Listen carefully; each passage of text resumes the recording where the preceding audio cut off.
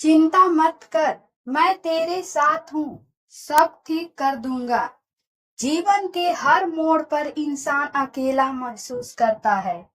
कभी कभी मुसीबतें इतनी बड़ी लगती है कि इंसान टूट जाता है और उसे लगता है कि अब कोई राह नहीं बची।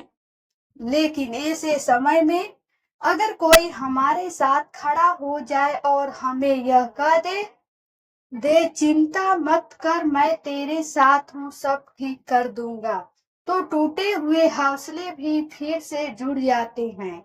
यह कहानी भी ऐसे ही एक युवक और उसके जीवन संघर्ष की है, जिसे समय समय पर सहारा मिला और उसने अपने जीवन को बदल दिया।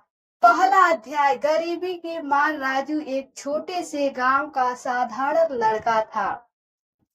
उसका परिवार गरीब था। पिता खेतिहर मजदूर थे और माँ घरों में काम करती थी। घर की आर्थिक हालत इतनी खराब थी कि पढ़ाई के लिए भी पैसों की कमी रहती थी। राजू का सपना था कि वह पढ़ लिख कर बड़ा आदमी बने और अपने परिवार का नाम रोशन करे। लेकिन हालत ऐसे थे कि कभी किताबों के पैसे नहीं होते तो कभी स्कूल की फीस भरने के लिए माँ को सपना गहना गिरवी रखकर भरना। एक दिन पिता बहुत थके हुए खेत से लौटे। उन्होंने हताश होकर कहा, बेटा लगता है तुझे पढ़ा नहीं पाऊंगा, हालत बहुत खराब है। काम धंधा भी अब कम मिलने लगा है। राजू का दिल बैठ गया। उसके सपने अधूरे होने का डर सामने खड़ा था। दूसरा अध्याय। दोस्त की आवाज। राजू का सबसे अच्छा दोस्त रवि था। वह राजू की परेशानियों को समझता था। उस दिन जब राजू स्कूल में उदास बैठा था, रवि उसके पास आया और बोला, अरे क्यों इतना उदास बैठा है? राजू ने आंसू छिपाते हुए कहा, शायद मुझे पढ़ाई छोड़नी पड़ेगी, घर की हालत खराब है। रवि ने उसका कंधा थपथपाया और दृढ़ आवाज में कहा, चिंता मत कर यार, मैं तेरे साथ हूँ, सब ठीक कर देंगे। मैं भी ट्यूशन पढ़कर पैसे जोड़ता हूँ, तेरे लिए भी मदद करूंगा, तू बस हार मत मानना। ये शब्द राजू के लिए संजीवनी से कम नहीं थी। उसके दिल में एक नई ऊर्जा भर गई। तीसरा अध्याय। संघर्ष की शुरुआत। रवि की मदद और खुद की मेहनत से राजू ने पढ़ाई जारी रखी। वह रात रात भर पढ़ाई करता, गांव में छोटे बच्चों को ट्यूशन पढ़ाकर थोड़े पैसे कमाता। माँ ने भी हिम्मत नहीं हारी। वह अक्सर कहती, बेटा चिंता मत कर, जब तक माँ जिंदा है तुझे कोई रोक नहीं सकता, भगवान सब ठीक करेगा। इन शब्दों में राजू को अपार शक्ति मिलती। धीरे धीरे उसने पढ़ाई में इतना अच्छा प्रदर्शन किया कि गांव वाले भी उस पर गर्व करने लगे। चौथा अध्याय। हार और जीत का खेल। 12वीं कक्षा की बोर्ड परीक्षा में राजू टॉपर बना। पूरे जिले में उसका नाम छा गया।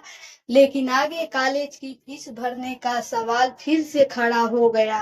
राजू निराश होकर बैठा था कि तभी उसके गुरुजी आए। गुरुजी ने कहा, बेटा चिंता मत कर, मैं तेरे साथ हूँ, तेरी मेहनत बेकार नहीं जाएगी, मैं तुझे छात्रवृत्ति दिलाऊंगा। गुरुजी की मदद से राजू को कॉलेज में दाखिला मिल गया। पांचवा अध्याय। कठिन राह। कॉलेज में पढ़ाई आसान नहीं थी। बड़े शहर का माहौल, प्रतियोगिता और खर्च अब राजू के लिए चुनौती थे। कई बार वह टूट जाता और सोचता कि अब छोड़ दूं, लेकिन हर बार कोई न कोई उसे सहारा देता। कभी माँ का पत्र मिलता जिसमें लिखा होता, बेटा चिंता मत कर, तेरे साथ तेरी माँ की दुआएं हैं। कभी रवि फोन करके कहता, यार बस थोड़ा और संघर्ष कर, सब ठीक होगा। राजू ने हार नहीं मानी। छठवां अध्याय। सफलता की उड़ान। कड़ी मेहनत और संघर्ष के बाद राजू ने इंजीनियरिंग की पढ़ाई पूरी की। और एक बड़ी कंपनी में नौकरी पा ली। उसके सपने पूरे हो गए। पहली तनख्वाह मिलने पर उसने माँ को गले लगाया और कहा, माँ, ये सब आपकी वजह से हुआ है। आप हमेशा कहाँ थी? चिंता मत कर, सब ठीक हो जाएगा। माँ की आंखों में आंसू थे। उन्होंने कहा, बेटा, मैंने तो बस विश्राम दिलाया था, असली मेहनत तो तुमने की। 7वां अध्याय। लौट कर गांव। राजू अपनी नौकरी के साथ साथ गांव के बच्चों के लिए भी काम करने लगा। उसने स्कूल में गरीब बच्चों की फीस भरवाई, किताबें बांटी और उन्हें यह सिखाया कि हालात चाहे जैसे भी हो, अगर हिम्मत है तो मंजिल मिलती है। वह बच्चों से हमेशा कहता, चिंता मत करो, मैं तुम्हारे साथ हूँ, सब ठीक होगा।